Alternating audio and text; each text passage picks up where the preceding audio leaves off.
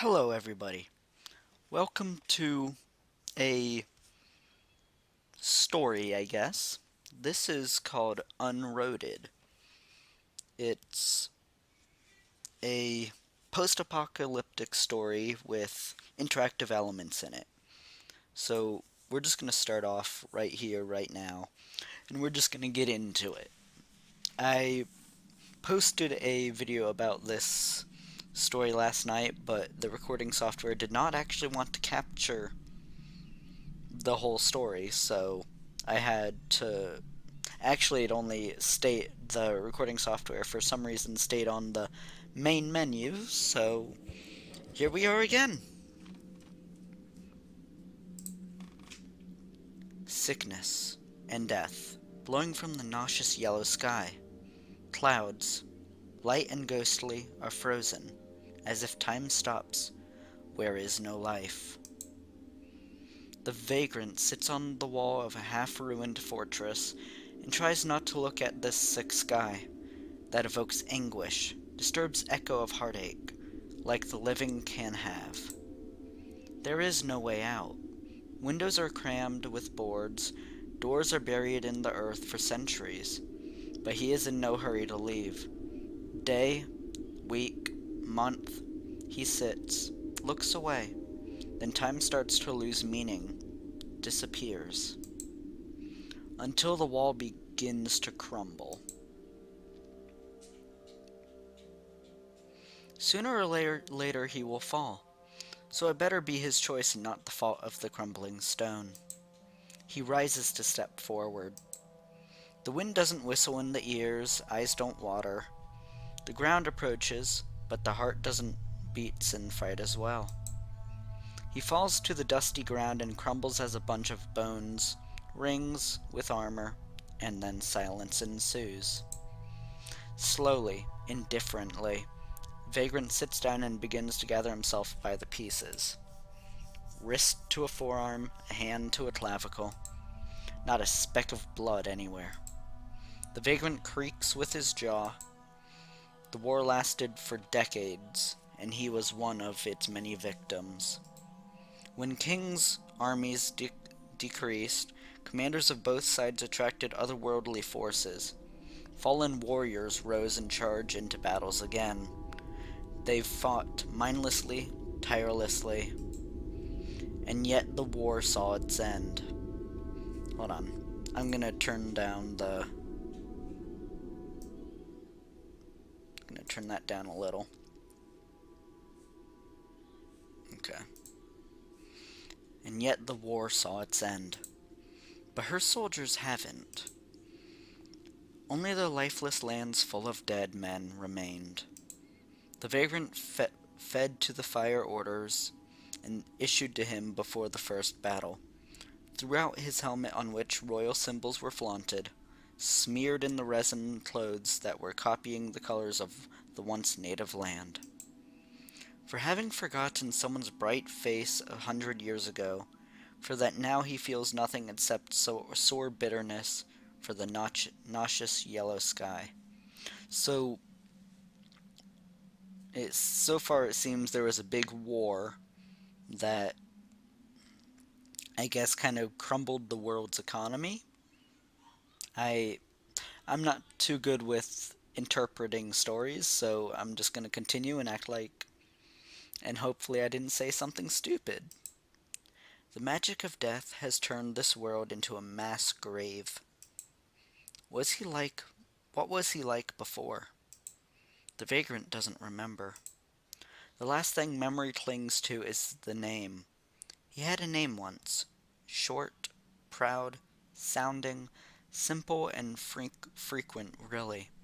But it belonged to him. Name that no one needs. As well as torn, trampled flags that were left behind. He doesn't have the strength to be the man he was, but he still can hold a sword in his hands, but not alone. No, no way. Loneliness is what drives you crazy. Not left fortresses, not lack of feelings, not frozen time, but knowing of oneself alone, as if the last. Where is everyone? Ours and others, no matter, if only they were. With non-existent eyes, Vagrant observes the triumph of death at the desert fields far away. He must find the answer. That's really pretty. Like, you just have... Yeah, you just have... Yeah. The road stretches monotonously. The vagrant doesn't notice how the scenery changes. Abandoned settlements are passing by, and naked forests are greasing with clouds. Time sinks, spreads like a thick fog over his mind, muddles hours with days, and comes to life only when silhouettes appear on the way, the figures of other dead men. The fights are not different from one another. They are sluggish, but they beat off seconds in the mind like thunder. Block, counterattack, again and again. Why do they attack? He always waits and defends himself. He wants to see the life. Half-forgotten word. It's so difficult to recognize it now. Only the mind will tell. Only a lowered sword. Only an attempt to get to know each other. The dead men don't remember themselves. They charge into battle mindlessly, so Vagrant crumbles them in the dust, hoping that he freeing their souls. Then time freezes again, turning the path into a sequence of pictures. Bloke smoke scatters the gloomy welkin, and the vagrant follows it. He doesn't care about the way. Some part of him remembers the outlines of the hills. It's the borders. He leaves his kingdom, his home, and these thoughts suddenly became meaningless. There are no borders now, and he won't recognize his home as well. He desperately tries to recall someone's bright face, and he can't. But as it means anything now? Will the memories of happiness serve him well in this time, this place? Will they give him a sense of time, or maybe they will be the only thing that won't let him give up?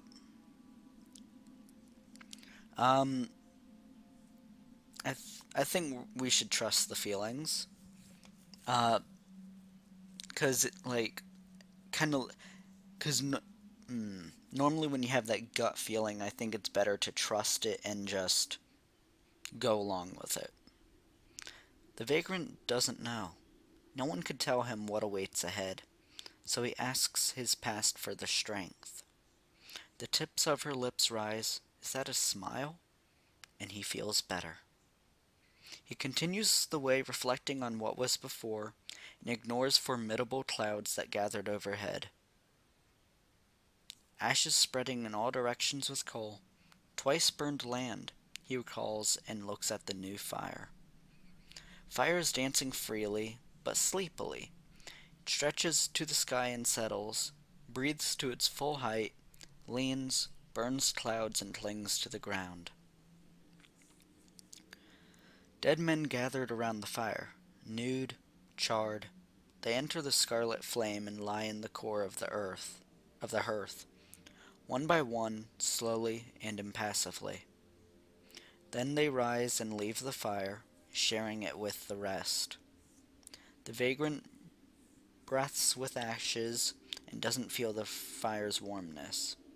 The flesh burns and bubbles. No smell. Dead men notice the vagrant, but don't stop.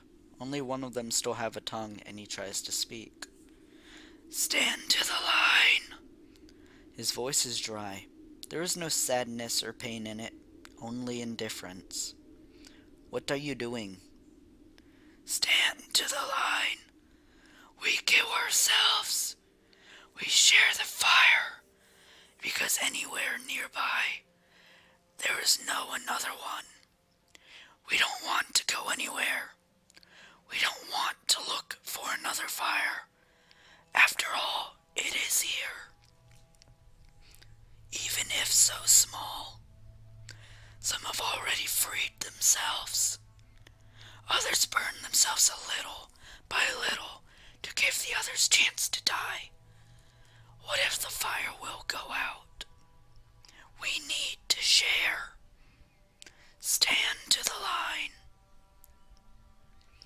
So here I think if we get in the line, it's just us waiting to die. It's basically just us getting in line and waiting for our death. And I think it would be better to keep going and fighting. Okay. So we're gonna refuse. I'm not looking for death. I am looking for those who remind themselves. I want to talk as once in life, to remember myself and know that I live. You will have none of this. Have you even tried? Stand to the line, or go away. You could come with me. Why do you stay here? Why burn yourself if you still remember who you are? Go away. Hmm.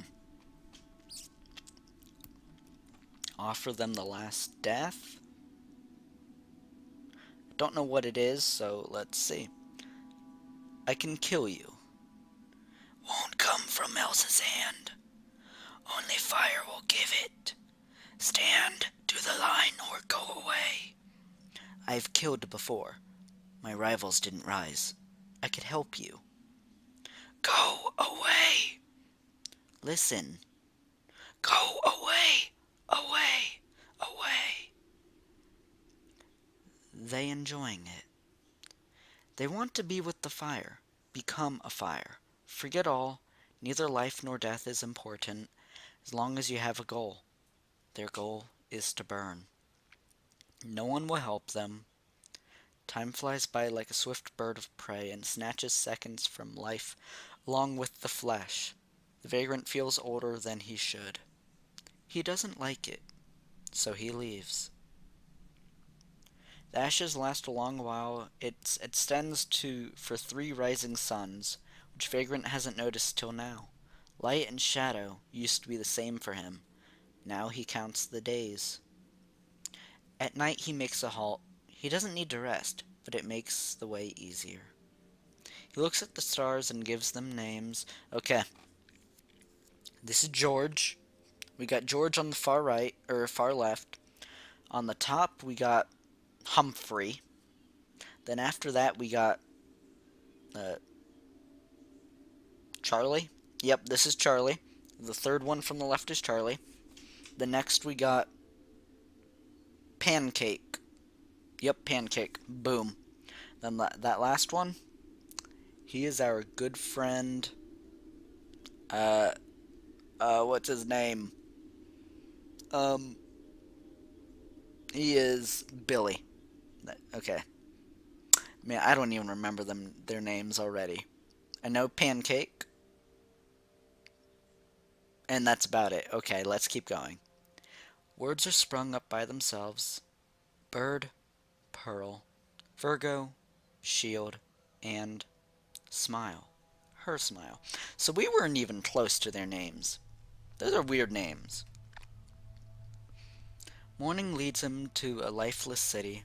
Fog curl over the thickets in a dry river.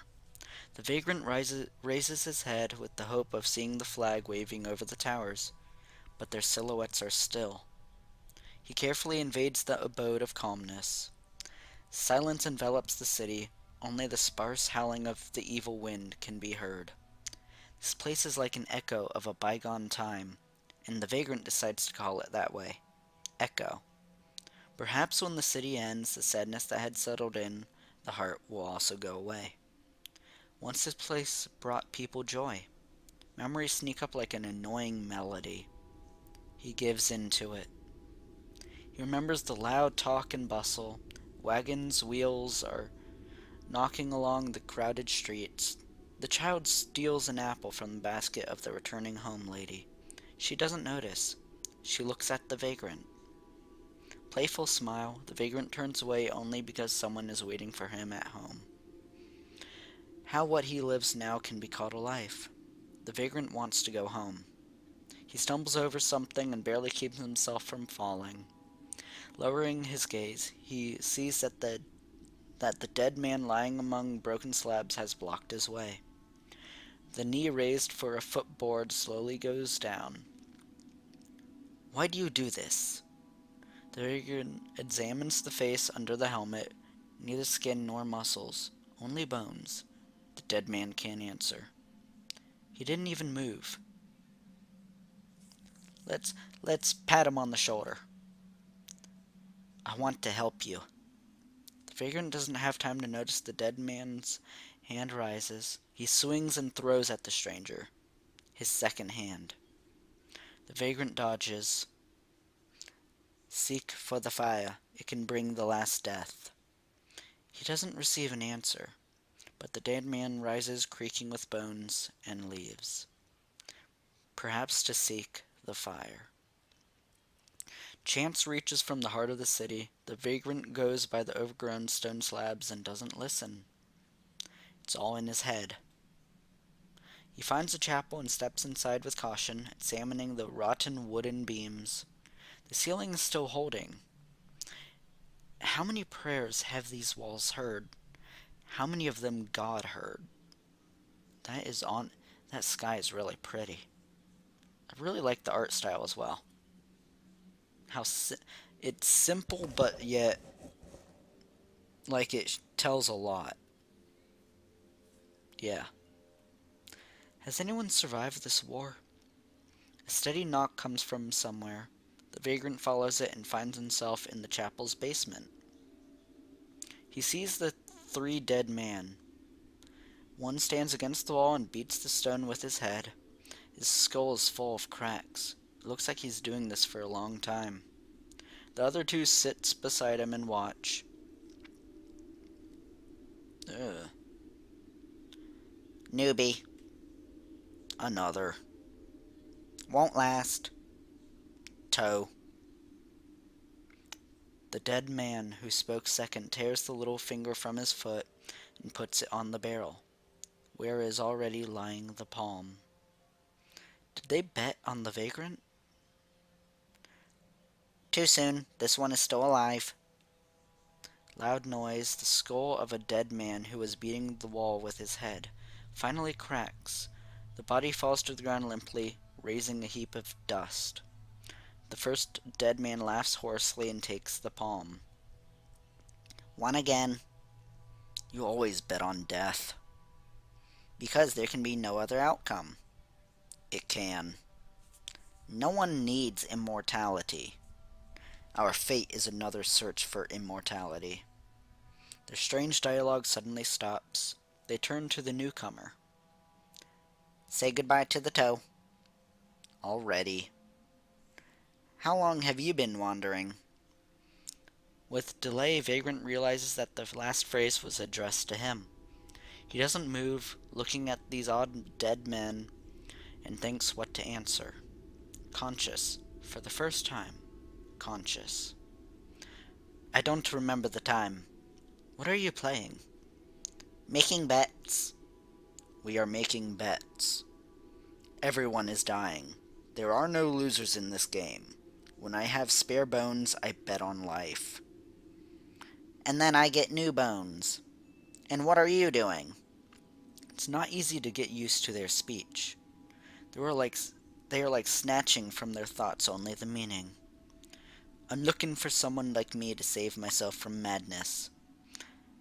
Madness awaits all. Play. Nothing more is needed. We won't become alive. We won't regain feelings. We will never have love again. No one needs this kind of existence. There is no meaning. Therefore, seek for the last death, or play.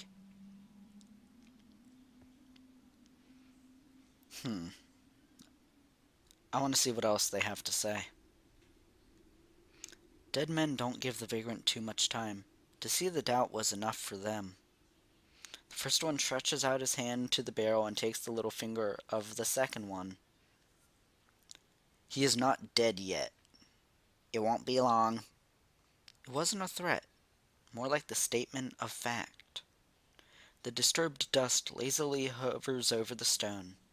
In the inanimate silence, peals mumbling mixed with the sigh of one of the debaters. The second one snorts as if in response. Dead men don't need to breathe. These are feelings. They have them. They don't understand. Do you remember your names? We all have no past. No one have a name. Names are no longer needed.